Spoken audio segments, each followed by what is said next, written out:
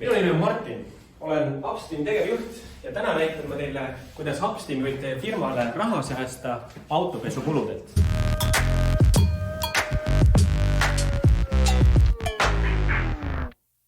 Me teenindame Eestis tänaseks juba ligi 100 autopargiga äriklienti ja põhjus on väga lihtne. Autode pesemine ei ole nende äri, see on ebavajalik kulu ja töötajad võiksid tegelikult tööd teha, mitte pesulas oodata. Ütleme näiteks, et teil on autopesulaga hea diil ning saite autopesu 15 euroga. Aga kas te teadsite, et tegelikult see autopesu maksis teile 26 eurot? Aga kuidas? Ettevõtjana arvestan nüüd siia otsa ka palga, kütuse ja amortisatsioonikulu. Toome ühe näite. Teie töötaja sõidab 4 kilomeetri kaugusel olevasse pesulasse ning koos järjekordade ja pesuajaga kulutan selleks umbes 45 minutit.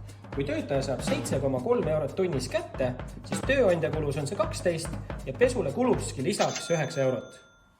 Pesula üks ots on 4 kilomeetrit, seega kokku 8, keskmine kütuse kulu linnas 9 liitrit, seega umbes 1 euro läheks ka kütust pesu peale.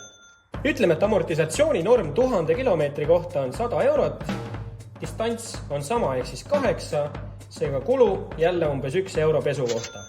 See on küll lihtsustatud matemaatika, aga mida see tegelikult tähendab on see, et te maksite selle 15 eurose pesu eest tegelikult 26 eurot.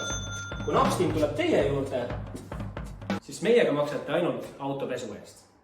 Meie ärikliendid hoiavad oma pesu kogukuludelt kokku keskmiselt 40% iga kuu. Kui sa tahad oma töötajaid varem koju saata, siis palun väga. Jäta autopesu meie mureks.